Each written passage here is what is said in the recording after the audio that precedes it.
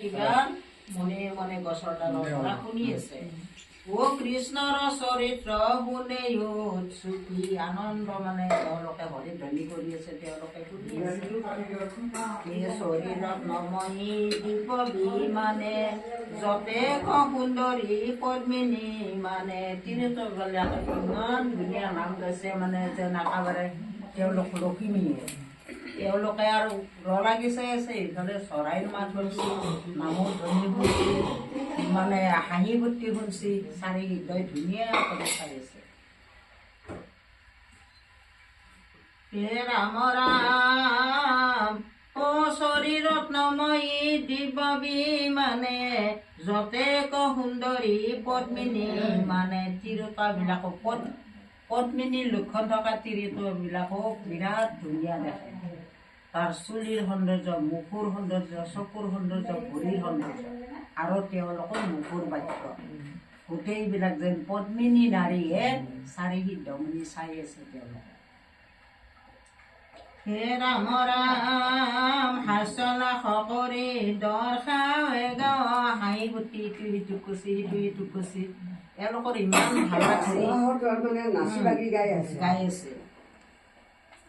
এই বৈষ্ণৱ জনৰ নোপোজে ভাৱ তাতে তেওঁলোকে হৰি ধ্বনিয়ে কৈছে, নামে গাইছে, কিমান ভকতে নাম গাইছে, কোনেও কাকো মানে যিহেতু সুন্দৰী দুখো নাৰী চাব লাগে ভকতৰ চিন্তাটো। হে ৰাম ৰাম হৰিৰ গৃহে মহালক্ষ্মী মাৱে হাত ঘূৰাই পদ্ম ভ্ৰমন্ত পাৱে আদেশিয়া স্ফটিক বাৰৰ গুণী এ মাজে গৃহ যেন লক্ষ্মী আপুনি। হে ৰাম গোবিন্দৰ গুণ চৰিত্ৰ বাজে কোনে গ্ৰাম্য কথা যিটো নীলাজে। এই কথা মানে নীলাজ বিলাকে শুনি থাকে।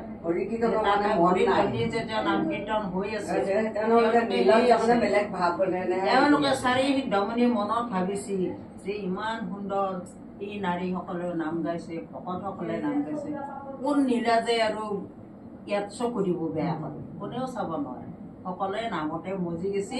এই চাৰি সিদ্ধমণিয়ে মানে মনত ভাবিছে এইটো কথা। হে বৈকুণ্ঠে নযায় যিটো ভাগ্যৱান কুকথাই হৰে সমস্তে পুণ্য। এইখনেই হ'ল বৈকুণ্ঠপুৰী। বৈকুণ্ঠপুৰী ক'ত থাকে আৰু চাৰি সিদ্ধমণি মনত ভাবিছি যে এইবিলাক দৃশ্য মানুহে চাই আৰু কিবা বেলেগ কথা ভাবিব পাৰিব নেকি, ইয়াত বেয়া কথা ওলাব নেকি, নোলায়। সেইকাৰণে কয়ে হৰি নামত অন্য কথা ক'বই নাপায়। হে ৰাম ৰাম তমু নৰকে হৈ চিৰবাস আপুনি চিন্তে আপোনাৰ নাশ। যে ভাল মানুহে সদায় ভাল কথাই চিন্তা কৰে আৰু যাৰ মনত কুকথা ভাৱ থাকে, এই ঘৰতে কোনোবা কাজিয়া কৰি গ'ল, যায়ও নামত তলত সেয়ে ওলাল, হয়নে? কিন্তু তাৰ পুণ্য নহয়।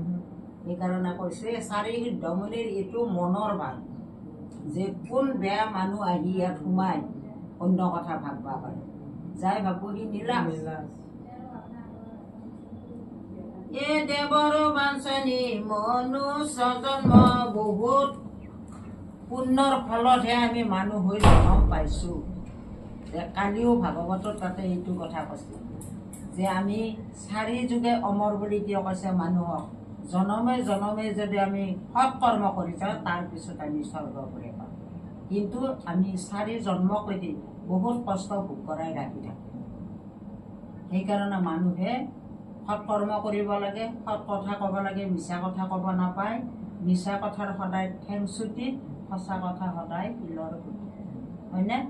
কালি ভাগৱততো এইটোৱে বুজাইছে যে আমাক গোটেইখিনি শক্তি দিছে। কি শক্তি? আমাক কথা কোৱা শক্তি দিছে, শুনা শক্তি দিছে, দেখা শক্তি দিছে, শুঙা শক্তি দিছে, ক'ব পৰা দিছে আৰু ভ্ৰমণ গমন গোটেই বস্তু। অন্য জীৱে কথা ক'ব নোৱাৰে, সেইকাৰণে এই কৰ্ম নোৱাৰে। সেইকাৰণে মানুহে আটাইতকৈ শ্ৰেষ্ঠ জীৱ মানুহৰ পাপন। হে ৰাম নকৰে কীৰ্তন ইহা কপায়া, জানিবা তাকে লংঘে বিষ্ণু মায়া।